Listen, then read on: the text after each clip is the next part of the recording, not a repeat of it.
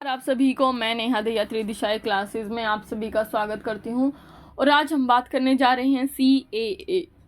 केंद्र सरकार ने इसे लागू कर दिया है 11 मार्च यानी सोमवार से इसे लागू कर दिया गया है। इसके बारे में हम पढ़ते हैं क्या है ये। दरअसल जो हमारे होम मिनिस्टर हैं अमित शाह जी, उन्होंने अपने एक्स फॉर्मरली ट्विटर हैंडल से एक ट्वीट किया जिसमें उन्होंने जानकारी दी कि मोदी गवर्नमेंट आज से जो सिटीजनशिप रूल्स हैं अमेंडमेंट 2024 उसे लागू कर रही है। ठीक है, और ये उन सभी माइनॉरिटीज़ के लिए होंगे जो रिलीजियस ग्राउंड पे पाकिस्तान, बांग्लादेश या फिर अफगानिस्तान से आई हैं। ठीक है, कौन से रिलीजियस बैकग्राउंड पे होंगे ये भी अल्पसंख्यक के आधार पर होंगे। जानते हैं इससे संबंधित पूरी खबर क्या है, तो चलिए देखते हैं पूरी न्यूज़। सबसे पहले जानते हैं कि आखिर CAA यानी क्या है। ठीक है, इसको हम जानते हैं। तो CAA की फुल फॉर्म है सिटीजनशिप अमेंडमेंट एक्ट, नागरिकता संशोधन अधिनियम। तो आखिर ये नागरिकता संशोधन अधिनियम 2019 क्या है जिसके बारे में इतनी चर्चाएं चल रही हैं। नागरिकता संशोधन अधिनियम यानी CAA, इसका उद्देश्य धार्मिक उत्पीड़न के कारण भारत में शरण लेने वाले व्यक्तियों की रक्षा करना है। यानी जो लोग धर्म के आधार पर उत्पीड़न सहन करके अफगानिस्तान, बांग्लादेश या पाकिस्तान से आए हैं, जिसमें अल्पसंख्यक धार्मिक अल्पसंख्यक समूह मुख्य तौर पर शामिल है। यह उन्हें अवैध प्रवासन के खिलाफ एक ढाल प्रदान करता है और नागरिकता के लिए पात्र होने के लिए आवेदकों को 31 दिसंबर 2014 को या उससे पहले भारत में प्रवेश करना होगा। ये इसकी मुख्य थीम है। एक मिनट। हाँ, तो इसका उद्देश्य क्या है? उद्देश्य धार्मिक उत्पीड़न के खिलाफ के कारण भारत में शरण लेने वाले व्यक्तियों की रक्षा करना इसका मुख्य उद्देश्य है। ठीक है, ये एक ढाल की तरह काम करता है उन लोगों के खिलाफ में जो धार्मिक उत्पीड़न का शिकार हुए हैं। ठीक है, और अवैध प्रवासित होकर के नेपाल के रास्ते या किसी भी रास्ते से भारत में एक शरणार्थी की तरह जीवन यापन कर रहे हैं, तो उनके लिए एक ढाल प्रदान करता है। और नागरिकता के लिए पात्र होने के लिए आवेदकों को जो तिथि निर्धारित की गई है वो 31 दिसंबर 2014 या फिर उससे पहले भारत में प्रवेश करना होगा। नागरिकता संशोधन अधिनियम 2019 यानी CAA सिटीजनशिप अमेंडमेंट एक्ट एक विधायी अधिनियम है जिसे भारत की संसद ने 11 दिसंबर 2019 को 1955 के नागरिकता अधिनियम में संशोधन करने के लिए पारित किया। ठीक है, तो नागरिकता संशोधन अधिनियम 2019 क्या है? एक विधायी अधिनियम है जिसे भारत की संसद ने 11 दिसंबर 2019 को 1955 का जो नागरिकता अधिनियम है उसमें संशोधन करने के लिए पारित किया था। इस संशोधन ने हिंदुओं सहित जो धार्मिक अल्पसंख्यक समूह हैं उनको भारतीय नागरिकता देने की अनुमति दी है, जिसमें हिंदू, सिख, बौद्ध, जैन, पारसी और ईसाई ये 6 धार्मिक अल्पसंख्यक समूह इसमें शामिल है, जो दिसंबर 2014 से पहले धार्मिक उत्पीड़न या उसके डर के कारण पड़ोसी मुस्लिम बहुल देशों जिसमें पाकिस्तान, बांग्लादेश और अफगानिस्तान से जो भागकर भारत आए थे वो लोग इसमें शामिल हैं। CAA 2019 संशोधन के तहत 31 दिसंबर 2014 तक भारत में प्रवेश करने वाले जो प्रवासी हैं वो फास्ट ट्रैक भारतीय नागरिकता के लिए पात्र थे। संशोधन ने देशीकरण के लिए अब निवास की जो आवश्यकता है उसको 11 वर्ष से घटा करके 5 वर्ष कर दिया है। मुसलमानों को इसके दायरे से बाहर रखने के लिए इस अधिनियम को भारी आलोचनाओं का भी सामना करना पड़ रहा है। तो दरअसल जो भारतीय नागरिकता के हमारे प्रावधान हैं जिसमें पंजीकरण, राष्ट्रीयकरण, देशीकरण, इन सभी जरिए से हम नागरिकता अर्जित कर सकते हैं। ठीक है, तो उसमें जो देशीकरण के लिए, देशीकरण मतलब यहाँ पे रहने की जो आवश्यकता है जो पहले 11 वर्ष थी अब उसको घटा करके कितना कर दिया है? 5 वर्ष कर दिया गया है। अब नागरिकता संशोधन की जो मुख्य हाइलाइट्स हैं जो आपके एग्जाम के लिहाज से काफ़ी महत्वपूर्ण है वो है कि ये जो बिल है नागरिकता संशोधन विधेयक, शुरुआत हुई इसकी 9 दिसंबर 2019 को, पेश किया था अमित शाह जो गृह मंत्री जी हैं, लोकसभा से पारित हुआ 10 दिसंबर 2019 को और उसके अगले ही दिन राज्यसभा से भी पारित हो गया यानी 11 दिसंबर 2019 को, और राष्ट्रपति की सहमति यानी इसको मिली रामनाथ कोविंद जी की 12 दिसंबर 2019 को, जो उस समय के तत्कालीन राष्ट्रपति थे। ठीक है, अब क्या है कि और अब जो है ये लागू हो गया है हमारा 11 मार्च से। ठीक है, 11 मार्च 2024 मंडे से ये लागू हो गया है।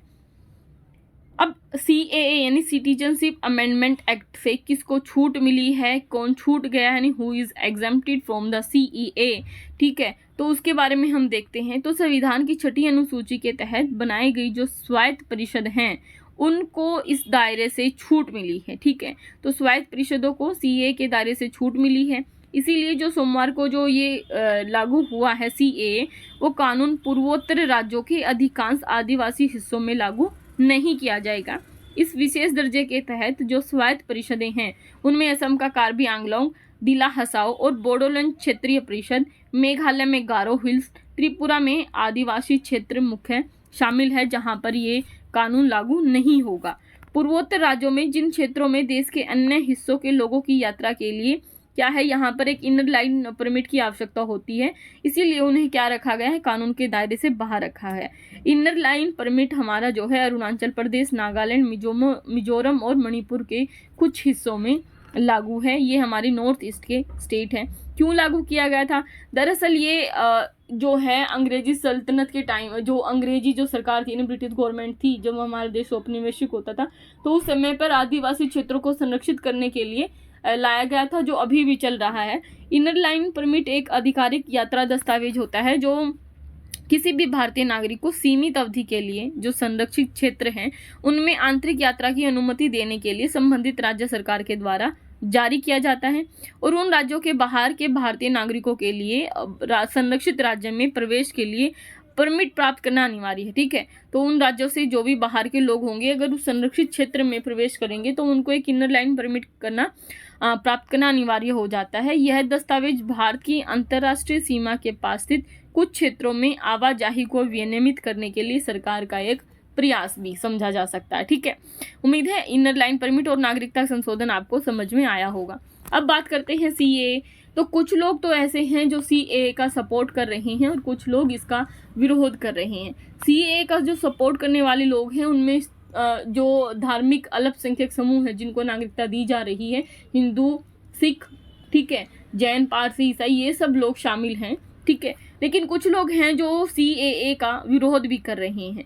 अब वो क्यों CAA का विरोध कर रहे हैं, उसमें उनकी अपनी आशंकाएं हैं, ठीक है। कुछ ऐसी जो भावनाएं भी फैलाई जा रही हैं, झूठी भावनाएं फैलाई जा रही हैं ताकि लोगों में एक तनाव का माहौल बने। तो इन सभी चीज़ों को आज हम देखते हैं कि आखिर किन आधारों पर इनका विरोध किया जा रहा है। तो CAA के खिलाफ विरोध क्यों है? तो तर्क दिया जा रहा है कि ये जो संशोधन है वो मुस्लिमों के खिलाफ भेदभाव करता है और संविधान में निहित समानता के अधिकार का उल्लंघन करता है, जो कि एक बहुत ही गलत बात है।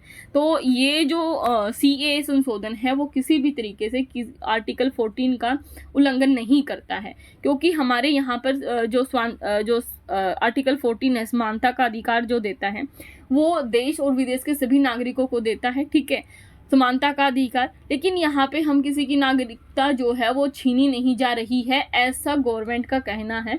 तो यहाँ पर नागरिकता दी जा रही है उन लोगों को जो किसी भी तरीके से धार्मिक उत्पीड़न का शिकार हुए हैं या प्रताड़ित किए जा रहे हैं पड़ोसी मुल्कों में, ठीक है, या मुस्लिम बहुल देशों में, जिसमें मुख्य तौर पर हमारा बांग्लादेश, पाकिस्तान और अफगानिस्तान शामिल है। दूसरा इसका जो कारण है वो ये भी है कि अगर इनको दे रहे हैं तो मुसलमानों को क्यों पीछे छोड़ा जा रहा है, जबकि मुसलमान तो रोहिंग्या मुसलमान बहुत सारे हैं जो बांग्लादेश से प्रवासी आए हैं और देश के बहुत सारे हिस्से में अब वो फैल भी गए हैं, ठीक है। तो कुछ लोगों का कहना है कि मुस्लिमों को भी अब इस आधार पर नागरिकता देनी चाहिए, ठीक है। अगर शरणार्थियों को नागरिकता दे रहे हो तो मुस्लिमों को क्यों छोड़ा जा रहा है, ये उनका तर्क है। कुछ लोग कहते हैं कि तिब्बत से जो शरणार्थी आए हैं उनको क्यों छोड़ा गया है, ठीक है। श्रीलंका और म्यांमार जैसे क्षेत्रों से जो सताए हुए धार्मिक अल्पसंख्यक हैं, ठीक है, उनको भी दो, क्योंकि श्रीलंका में तमिल क्षेत्र के जो लोग हैं वो आकर के बस गए हैं, अवैध रूप से रह रहे हैं, तो उनकी बात यहाँ पर नहीं की गई है। या म्यांमार से आए हुए कुछ लोग हैं, ठीक है। तो मुसलमानों को इसके दायरे से बाहर रखने के लिए इस अधिनियम की बाहरी तौर पर मुख्य तौर पर आलोचना की जा रही है। लेकिन अब कुछ बातें हैं यहाँ पर जिनके बारे में हम बात कर लेते हैं। दरअसल एक मिनट, तो जो लोग विरोध कर रहे हैं इस चीज़ का कि इसमें मुस्लिमों को भी शामिल किया जाना चाहिए, तो उनको शामिल नहीं किया गया, जिस आधार पर इस जो नागरिकता संशोधन बिल है उसकी आलोचना की जा रही है। यहाँ पर हम कुछ मैं स्क्रीन आप लोगों के साथ में शेयर कर रही हूँ।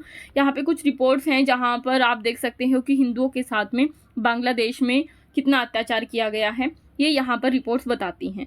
ठीक है, तो मुस्लिमों के साथ में ऐसी कोई रिपोर्ट नहीं है। दूसरी बात ये भी कहा जा सकता है कि जब भारत का बंटवारा ही धार्मिक आधार पर हुआ था, तो इस बात का तो कोई मंतव्य ही नहीं ठहरता है कि बांग्लादेश या फिर जो हमारा पाकिस्तान, जो पूर्वी जो बांग्लादेश है या फिर पाकिस्तान है, इन पर जो मुस्लिम बहुल क्षेत्र हैं, यहाँ पर मुस्लिमों के साथ में भेदभाव हो। हालांकि वहाँ पर शिया और सुन्नी के आधार पर भेदभाव हुए हैं, लेकिन ये बहुत अलग बात हो जाती है।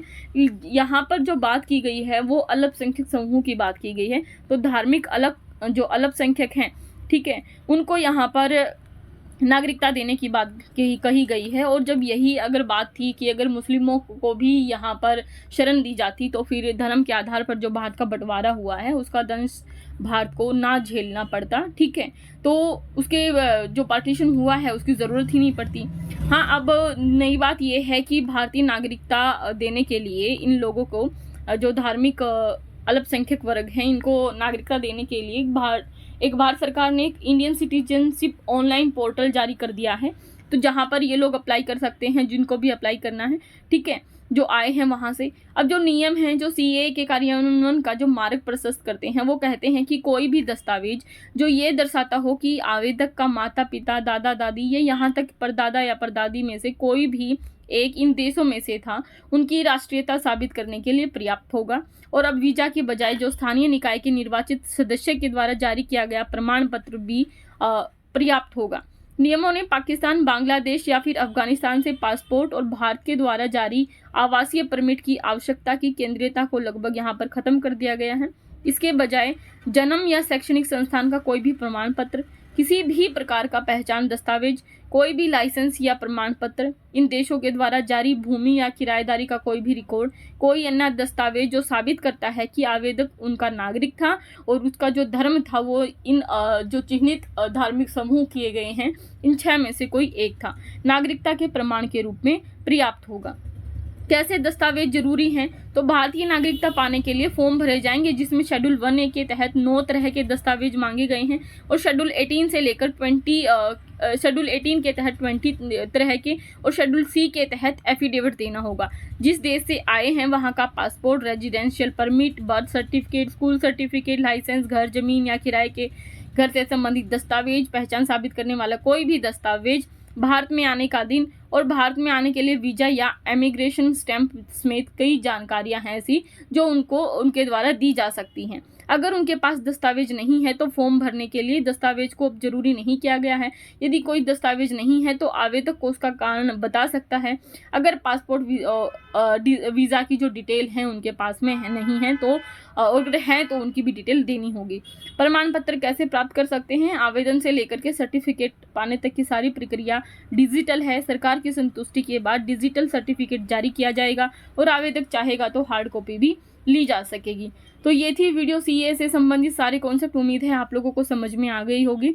जाते जाते एक सूचना ये है कि त्रिदिशाएं क्लासेस के चैनल को सब्सक्राइब कर लीजिए, बेल आइकन को प्रेस कर लीजिए ताकि कोई भी नया कंटेंट आए तो उसकी सूचना आप लोगों तक पहुंच जाए। वीडियो पसंद आई है तो लाइक कीजिए, कमेंट कीजिए, शेयर कीजिए, और कोई भी क्वेरी है, आपकी कोई डाउट है या आप कोई सजेशन या फीडबैक देना चाहें तो कमेंट कर सकते हैं।